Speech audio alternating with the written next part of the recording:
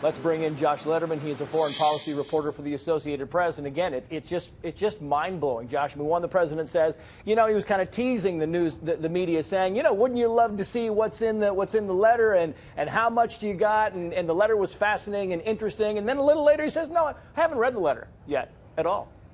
Right, Trace. Clearly the letter was an excuse for him to be able to come here, have this really historic interaction with the United States president. The letter in and of itself is symbolic. It's not the whole deal here. But to see how quick the president was after this 2-hour meeting in the Oval Office to raise the expectations for this summit that's now barreling ahead on June 12th. And it didn't really sound like a get-to-know-you meeting that he was describing. It sounded like a major moment. This is going to be the start of a relationship between two countries, as he said, that have not had diplomatic relations in decades. So now heading into this summit that's going to happen in Singapore, a lot on the table for this to be able to meet the bar that President Trump has set today.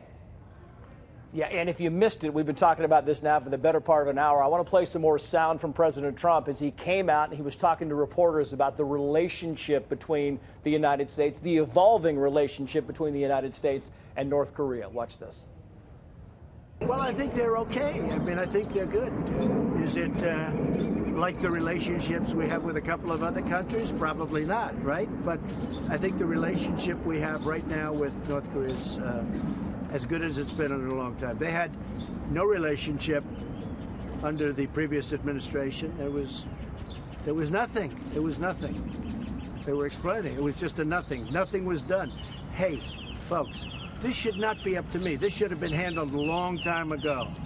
This got to a very critical point. This should have been handled many years ago, not only by President Obama, but by other presidents that preceded me. This shouldn't be done now. This should have been done years ago.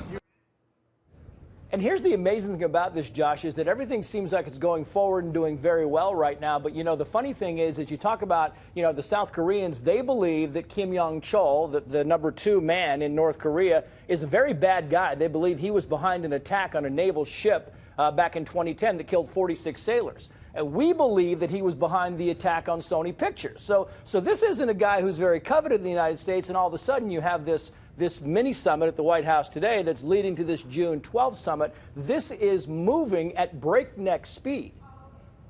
It is. And look, supporters of what the president is doing would say you don't make friends with your friends. You make friends. I mean, you don't seek peace with people that you're already close with. You seek them with enemies, with people that you have really difficult issues, such as the ones that you just described, our problems and South Korea's problems with North Korea's behavior over the past many decades. So there is a wide gap that needs to be bridged by these two countries. But look, he's talking about how things are better than they've been in forever. It was just a few months ago that President was threatening fire and fury against the North Koreans. And what has really changed from then until now, other than a change in rhetoric? We haven't seen a change in behavior other than those 3 Americans that were released by North Korea. But on the key issues that the U.S. and its allies are worried about, the nuclear issues, the other troubling behavior, that still has to be worked out by the president and Kim Jong Un when they meet in Singapore.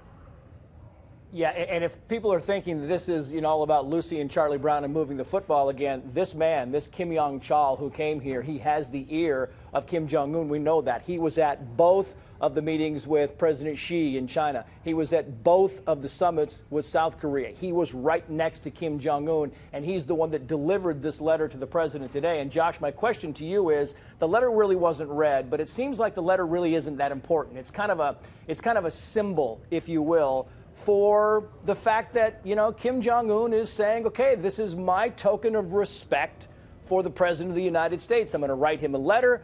Doesn't really matter what's in it. We're going to have this meeting on June 12th. This is just a symbol that they can put in a museum someday.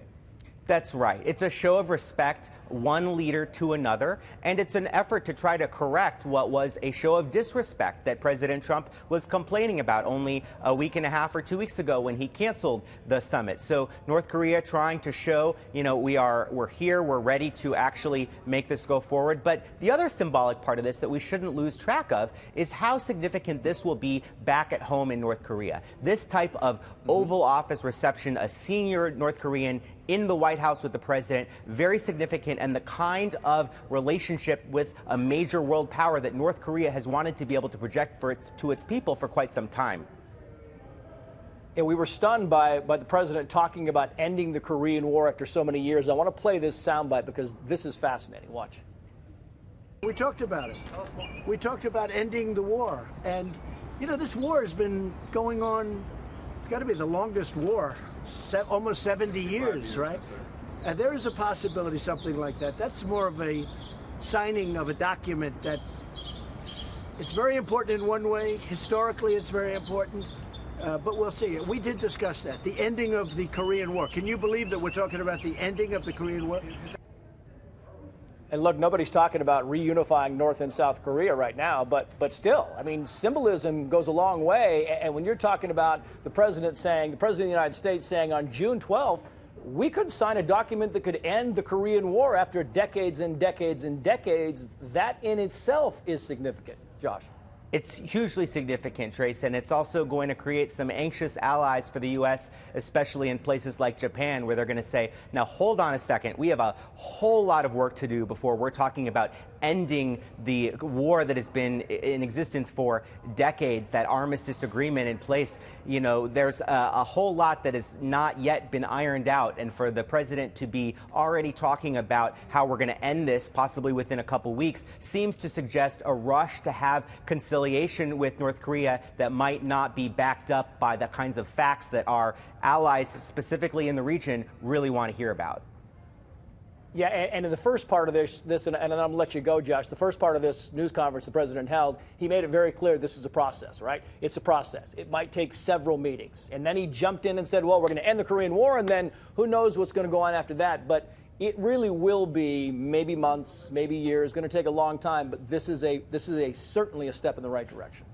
It is, but look just back at the Iran nuclear deal and how long that took. These are difficult things, technical things to work out, not the kind of thing that you can easily foresee being worked out over a couple of hours in Singapore, Trace. Josh Lederman, good to see you. Great insight. Thank you.